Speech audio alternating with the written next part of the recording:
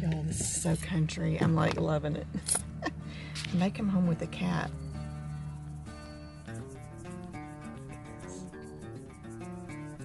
Okay, and you got all these for me, huh? Look at that one. Oh my gosh. I can open it. Okay, I'm gonna have to hatch a couple of more. Look at that. Put him in here for now. So where does your mom, she live close by you? Mom lives 6 miles up the road. Oh, okay. That way. And how much land do you have? I forgot. Almost 10 acres. And get what all Oh, look, there's some more back here. These are some I gave you back here? Yeah, there's Jubilee. There's Blackie. There's the big white one you gave me. And there's Look at your Spike. guineas. Oh. And I'll show you little bitty here. Okay. She's my Where's favorite. Little Red?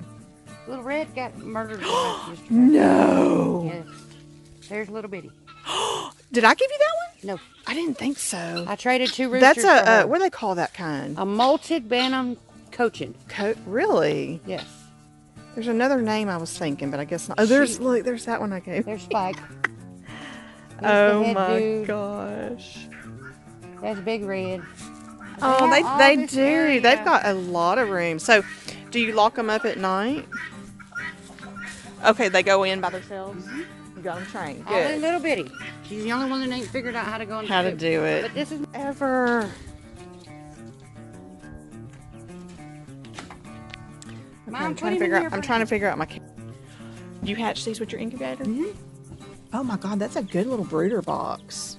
Nice and warm. used to be a dresser. It's really. Then I How many you got in there? 2. Okay. Okay.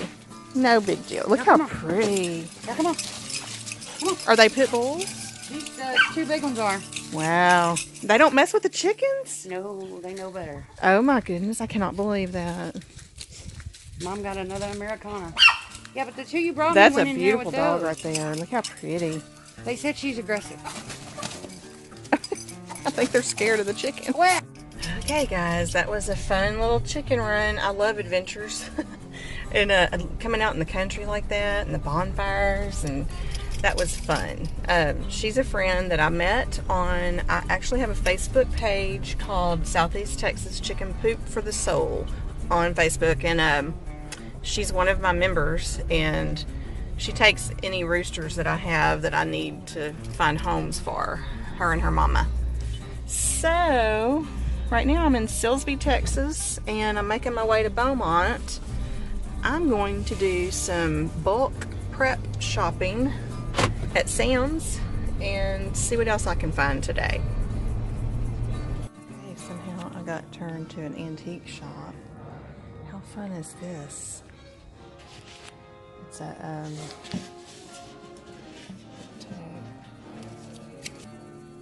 galvanized pail with spigot apple cider. Everything's 20% off. I found a couple other things back here.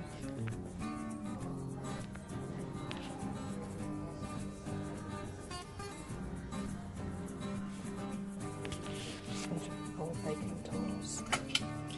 And a coffee pot.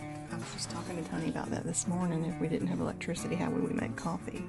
But I'm not sure about the metal, how toxic old metal is. This was kind of cute too. This piece was kind of neat. I don't care for the top, but it'd be really neat for all my bread baking, maybe. Because I want to get a mill, and you're going to have to be able to clamp your mill onto the counter, your miller. I don't know. Check this out. It's an antique bread slicer. What?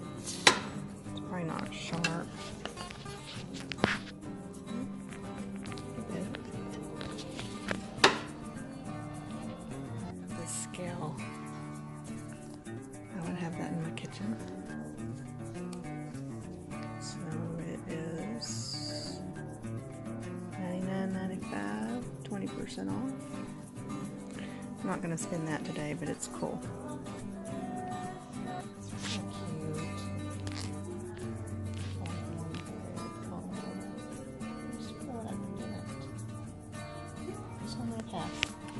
It's a jackpot.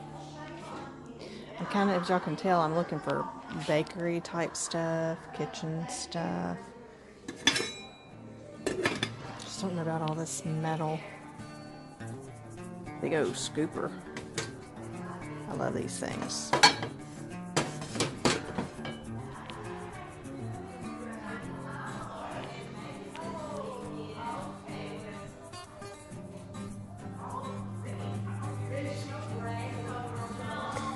Kind of thinking I could find maybe a Miller here. An old Miller. I like this. Old buck can.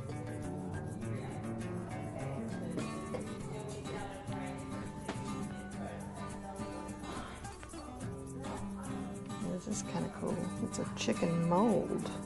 I used to make duck soap. It's a 2-piece mold. 3-dimensional. $59. Yep, that is a chicken mold. Cute. See that little chicken?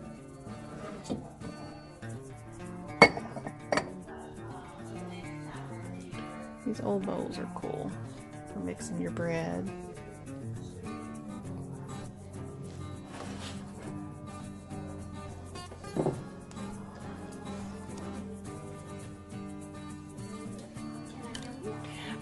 Okay, this one's sold, but check this out. Put your flour in there, in your bowl underneath, and it sifts it into your bowl. How neat is that cabinet? For a little bread cabinet, bread making cabinet. Not a cricket box. How about fireflies? That would be pretty. It's a butter maker.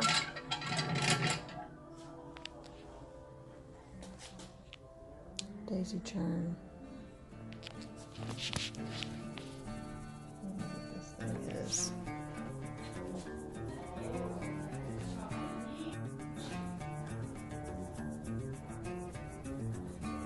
This might be a water infusion thing.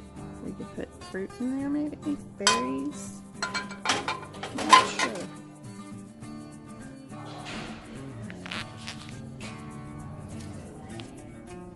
Stand not for sale. Display only. I just left this place. I did not buy one thing, but the crazy thing is, I passed it up. Going to deliver these chickens.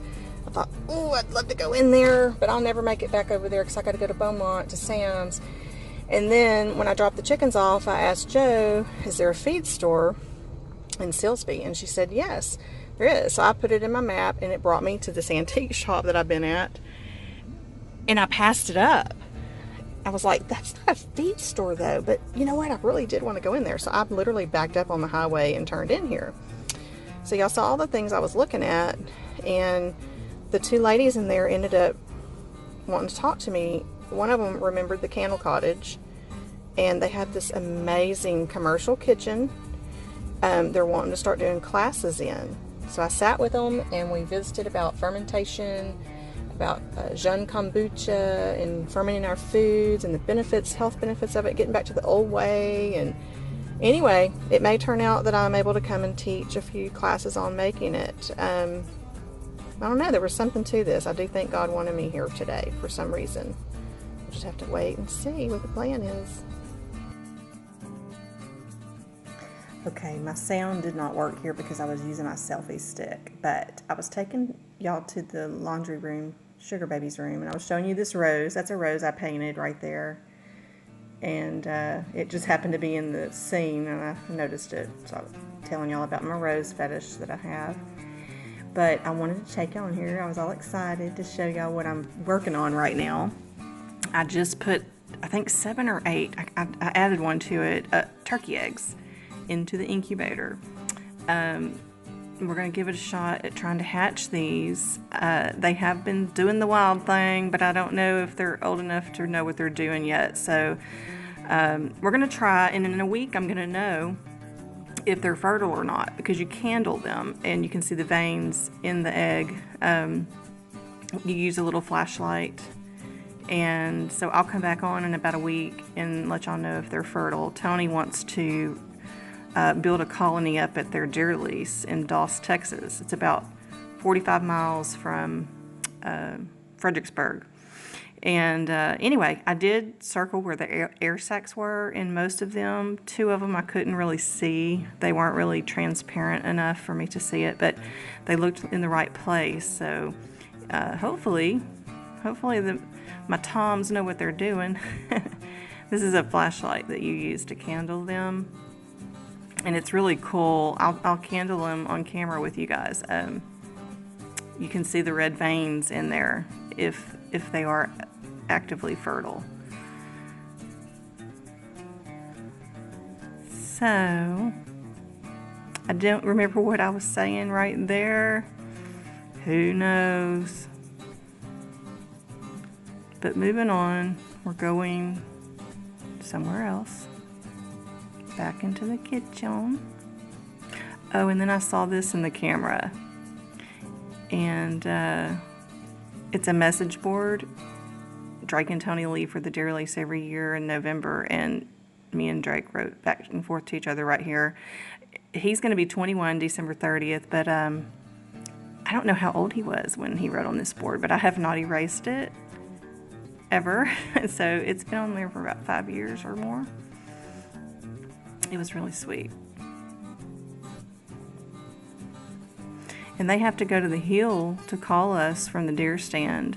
And to this day, both of them call me, but even Drake, you know, he calls to tell me about his hunting trip. And I have recordings of him calling me from the deer lease on SoundCloud when he was like 5 or so.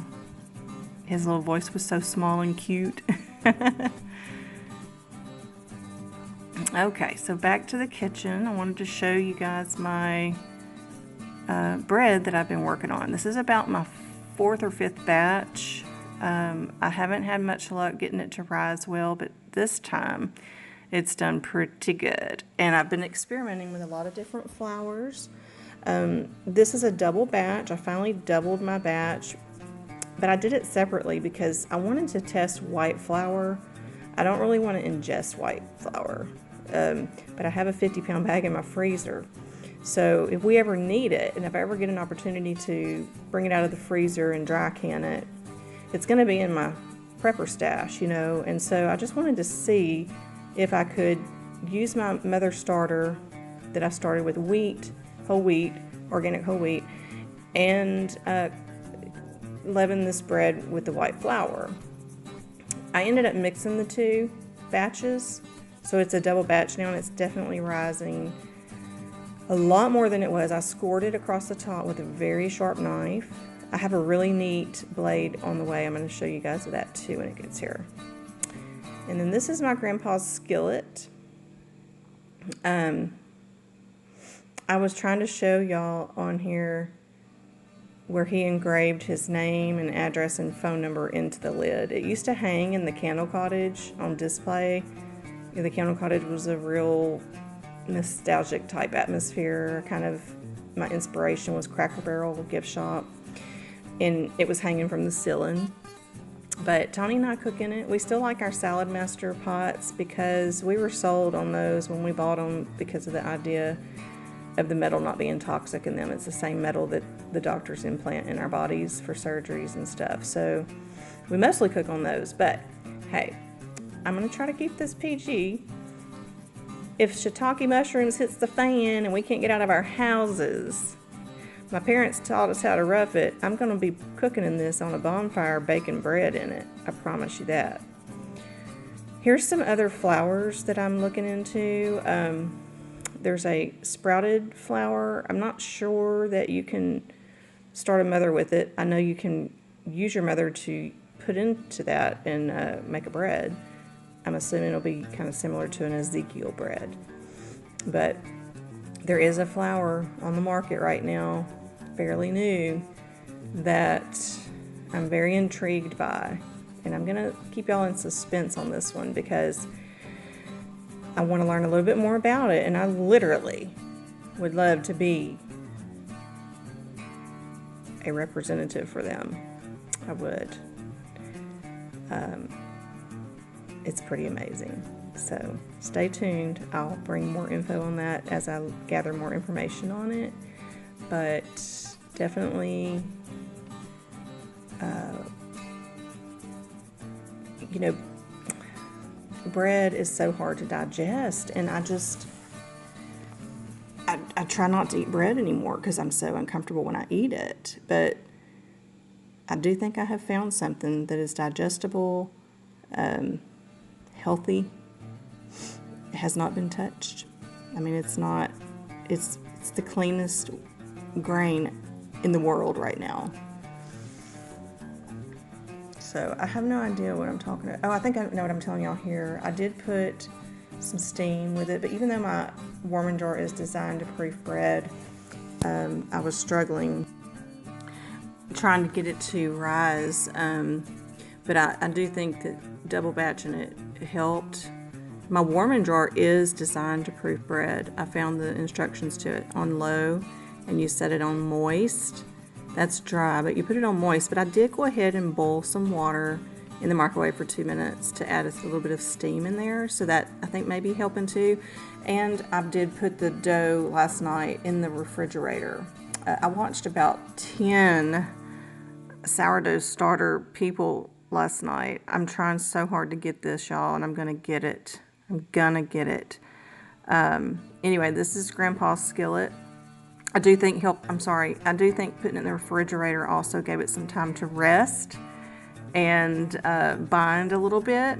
It just was wonderful when I took it out tonight. I took it out this morning actually and let it kind of sit for 6 hours, and then when I got home, it was pliable and real easy to fold and do a little soft kneading.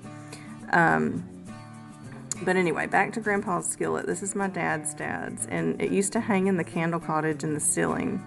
I was inspired by Cracker Barrel gift shop, so that was sort of the style I went for in the Candle Cottage gift shop. And anyway, I inherited some neat things from my grandparents after Grandpa passed away. He was the last one to pass away.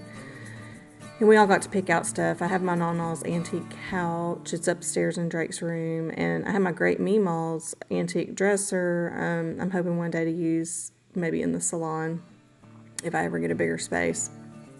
But he had engraved his name, Harry Hebert, and his phone number and address in this lid. He was so proud of his skillet, his cast iron skillet. And I just can't imagine what he cooked in it. Probably squirrel stew, to be quite honest. Alright, so this is Sugar Baby's room. This is our laundry room, but we call it Sugar Baby's room. Sugar Baby's closet. And here's Sweet Shug. She was our mascot at the Candle Cottage. She rode on my lap to work every single day for 12 years. It was a 20-minute commute to and fro. And yeah, she's probably got more clothes than I do, but she was in the newspaper and our ads all the time. She is just precious. She's my little baby girl. This is my mama. I'm taking y'all right here to show, and her cousins, show y'all Nana's jewelry. This is Grandpa's wife, my dad's mother. Her name was Sybil. And this is one of the things I picked out. There's just a bunch of her jewelry in here I thought was just so cool. Like, some of the earrings had screw back. She called them earbobs. They called them earbobs back then. And it had the screw backs on them. I used to kind of have them laid out and displayed, but they're all in this little sugar bowl now. And my nephews call me Nana. All my nephews. My mom and dad had 3 girls, and all 3 of us have had all boys. It's me and Sugar Baby at the Candle Cottage, 1147 Boston Avenue. I remember taking that picture like it was yesterday. Okay, bye. Made it home, y'all. And my mother, Rosemary, this is, yes, I named her. This one is doing excellent. I just stirred it, so you're not seeing a lot of bubbles at the moment, but it was bubbled up. And I probably should clean the jar and reload it, but I don't know. I see some people do, some people don't. Some people keep them in mason jars, or jars like this, or jars like this, and take the rubber gasket out, or even that. But anyway, this is my first original one that I started with 100% organic whole wheat flour. Whole wheat ferments better than all-purpose flour because it has been bleached. The all-purpose flour has. So I'm experimenting and trying to find the flour that I really like. This is new by King Arthur. What I've read so far, I do not think you can ferment this, but never say never in my book. I may try it anyway. But I do believe you can use your mother to rise this. And this would be kind of similar, I would think, to an Ezekiel bread. And then I got their breaker coming on back at you one more time. I was going to show y'all this real quick. This is my second pack. 6 equals 12 pouches. Okay, I had to read that, sorry. That is how much I got out of that the last time I bought this pack. Seriously? It really doesn't take much of this, I guess, in a recipe, but sometimes I put this in our rice before I cook it. I cook it in the rice. So I'm going to open all these and add to my jar. I just unsealed it. It was sealed tight. And I realized I didn't put an oxygen absorber in there. So I'm gonna go ahead and add that in there too, just for a little extra, so there's no moisture in here, and I wanna keep it crisp. But I bought another one at Sam's today until I fill it up. So this one is gonna be almost full when I add all this to it. Okay, bye.